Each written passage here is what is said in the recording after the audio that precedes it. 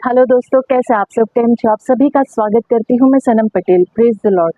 चलिए शुरू करते हैं हमारी आत्मिक जर्नी सकारात्मक बातों के साथ। आज हम बात करेंगे मृत्यु पर अधिकार। किसका मृत्यु पर अधिकार है? सिर्फ और सिर्फ यीशु मसीह का, जो खुद पुनरुत्थान के लिए जी उठा, 3 दिन मरने के बाद जी उठा। जिंदा खुदा यीशु मसीह है, जो जीवन, मार्ग और सत्य है। और जो कोई उस पर भरोसा करता है वो कभी निराश नहीं होगा। वो अनंत काल का जीवन पाएगा। और हर एक जो अपनों को खो चुका है ना इस धरती पर, वो फिर से मिलने की आशा, उम्मीद हो, विश्वास, ये सिर्फ यीशु मसीह में है और कहीं नहीं है। आइए हम वचन देखते हैं। लूका अध्याय 7 का वचन 12 से 15। जब वो नगर के फाटक के पास पहुंचा तो देखो, एक मुर्दे को बाहर लिए जा रहे थे, जो अपनी माँ का एक लौता पुत्र था और वो विधवा थी। और नगर के बहुत से लोग उसके साथ थे।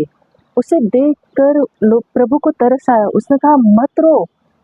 तब उसने पास आकर अर्थी को छुआ और उठाने वाले ठहर गए। तब उसने कहा, हे जवान, मैं तुझसे कहता हूँ, उठ। तब वो मुर्दा उठ बैठा और बोलने लगा, और उसने उसकी माँ को सौंप दिया। इस वचन को अगर हम मनन करें, गौर से समझे और कहते हैं ना, पढ़ेंगे बारंबार और जांचेंगे और अपने हृदय को ओपन करके खुला रख के यीशु के प्रेम में रम के पवित्र आत्मा के द्वारा मांगेंगे, तो ये समझ में आएगा कि ये वचन हमें क्या कहना चाहता है। कि प्रभु को हम सब मतलब हम सब A to Z, जो इस धरती पर जितने भी मनुष्य है, सब पर तरस आता है, सब पर रहम करता है, दया दिखाता है अपनी। इस विधवा का कोई भी नहीं था।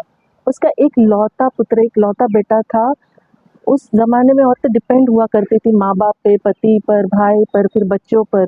और इसका कोई भी नहीं था, इस विधवा का। प्रभु हमें ना अकेला नहीं रखता, ये याद रखो प्यारो। वो कभी हमें तन्हा अकेला नहीं छोड़ता है। बाइबल में विधवाओं और अनाथों पर प्रभु की ज्यादा दया दिखती है, ज्यादा प्रेम दर्शाया गया है, बताया गया। अगर आप बाइबल पढ़ते हैं तो आपको समझ में आएगा।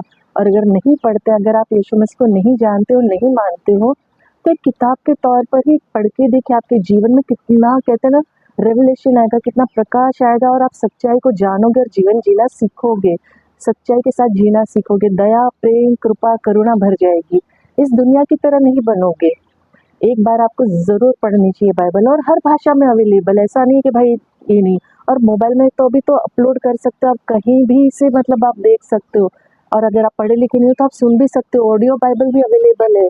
अपने आप को शुद्ध कीजिए। अपने कहते हैं ना, सुनने से विश्वास बढ़ता है। उस लायक बनाइए अपने आप को। आपको देखकर कोई कहे कि यार क्या इंसान है, क्या बंदा, क्या बंदी है, तो बात कर रहे हैं हम प्रभु की महिमा की, मृत्यु पे जय की, अनाथ और विधवाओं पर जो उसकी दया, कृपा, प्रेम, अनुग्रह है जो दर्शाता है, और सब पे दर्शाता है। बाइबल में इस विधवा का ध्यान रखने वाला कोई नहीं था।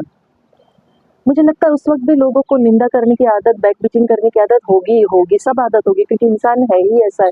बुराइयां पहले पकड़ता है, अच्छाइयां तो कहते हैं मरने के बाद ढूंढ ढूंढ के निकालता है। जीते जी अच्छाई नहीं मिलती है।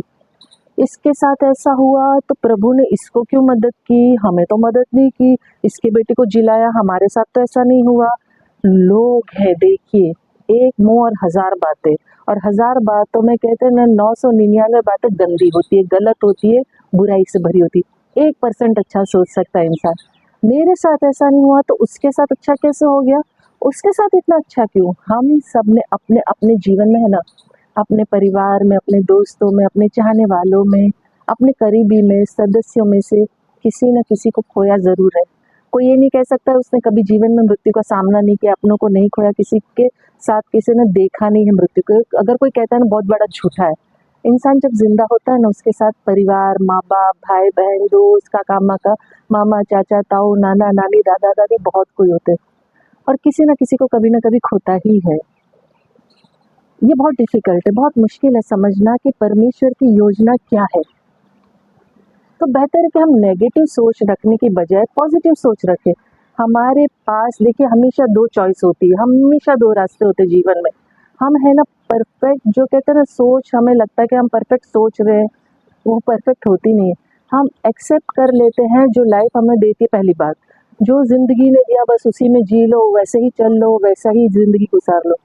हमें धन्यवाद करना चाहिए प्रभु का, हर स्थिति में, हर हालात में हमें मदद करने के लिए, हमें समझने के लिए। हर एक चीज़ प्रोवाइड करने के लिए, हमारी स्थिति में से कहते हैं ना हमें निकालने के लिए, हमारे साथ खड़ा रहने के लिए, या फिर हमें उस पर ब्लेम करते रहे, प्रभु तूने ऐसा क्यों किया, तूने मेरे साथ ऐसा क्यों किया, तूने उसके साथ तो बड़ा भला काम किया।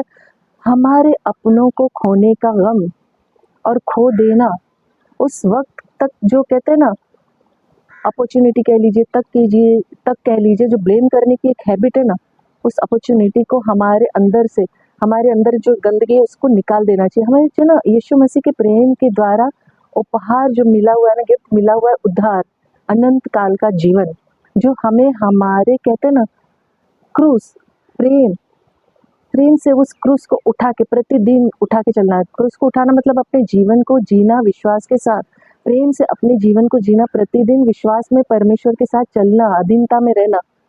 हम सब खो देते हैं। आप सोच के देखिए, हम विश्वास खो देते हैं, हम प्रेम खो देते हैं, हम भलाई खो देते हैं। परमेश्वर से हमारा विश्वास उठ जाता है जब हमारा कोई अपना साथ छोड़ के चला जाता है।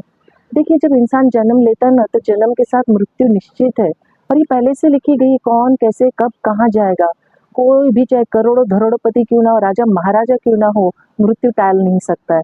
हम जिंदा हैं तब तक हमें परमेश्वर की महिमा करनी चाहिए। हमारे शरीर के लहू का एक एक कतरा उसकी महिमा के लिए इस्तेमाल होना चाहिए। जब हम सुबह देखते तो ये सोचना चाहिए, यार आज हमने सुबह देखी, कितने लोग होंगे जिन्होंने सुबह नहीं देखी होगी। हमें उसकी महिमा करनी चाहिए।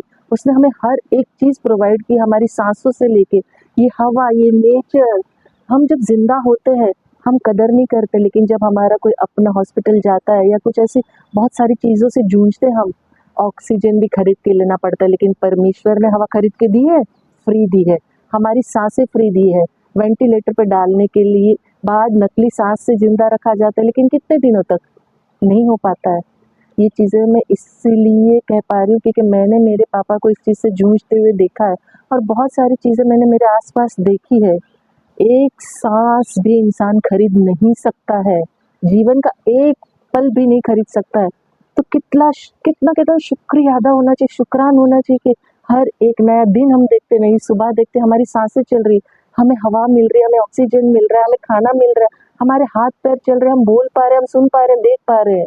तो हमें परमेश्वर की महिमा करनी चाहिए। परमेश्वर ने हमें हमारे हर सफर में, हर कठिनाई में हमारे साथ वो खड़ा है। हमारे कहते ना, यहाँ तक कि हम कई बार समझ भी नहीं पाते कि क्यों हो रहा है, लेकिन वो हमारा साथ नहीं छोड़ता है, वो हमारे साथ खड़ा रहता है, हमें नहीं अकेला रखता है।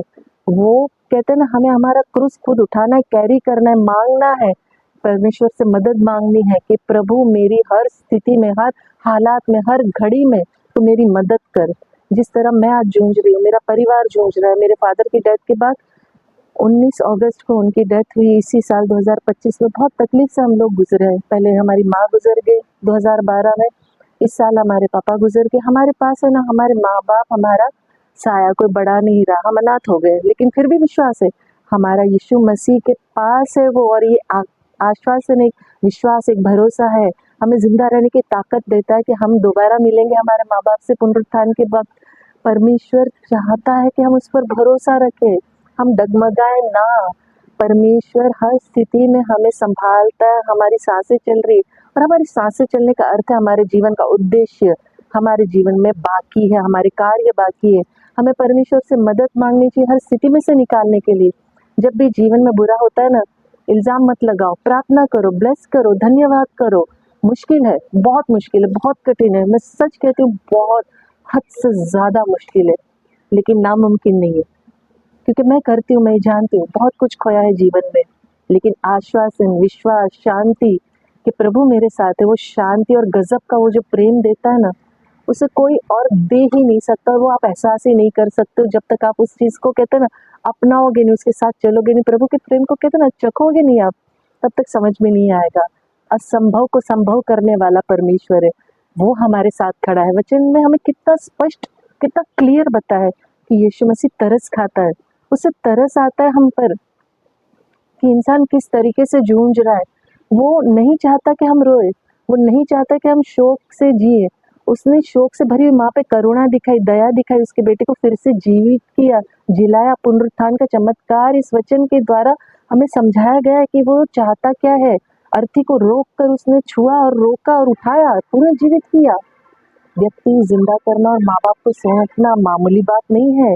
लोगों की प्रतिक्रिया उस वक्त जो भी रही होगी, और आज की दुनिया में भी कौन से कम है घृणा करने वाले, नफरत करने वाले, तुच्छ खिली कहते हैं नीची हुई नजरों से देखने वाले, उनके खिलाफ बोलने वाले बहुत लोग हैं, क्योंकि वो लोग जानते ही नहीं कि यीशु मसीह क्या है। ये चमत्कार देख के सभी लोग परमेश्वर की महिमा किए थे उस वक्त, और आज के दौर में भी यीशु मसीह को जो एक बार पा लेगा, जो उसका साथ चख लेगा, जो उसको मान लेगा, उसकी महिमा को प्राप्त कर लेगा, उसकी महिमा को कहते कहे बगैर रहेगा ही नहीं। ये वचन हमें दर्शाता है कि हमें सिखाता है कि मृत्यु पर अधिकार यीशु मसीह रखता है, उसका हक है, वो जिलाता है। प्रभु के दूसरे आगमन तक उसके हमें कहते हैं ना बने रहना चाहिए, हर वक्त हर घड़ी हमें स्ट्रॉन्ग कहते हैं ना शुद्ध और पवित्र करके वचन में बने रहना है, उसकी अधीनता में बने रहना है, आज्ञाकारिता में बना रहना है, ताकि हम उसके साथ जिलाए जाए, हम उसके साथ जी उठे। प्रभु की महिमा हो, आमीन, हालेलुया। और आखिर में जैसे मैं अंत में कहती हूँ, मैं दिल से चाहती हूँ कि आप खुश रहें, अपनों को खुश रखें और हमेशा मुस्कुराते रहें। शांति, शालोम और सलाम आपके नाम।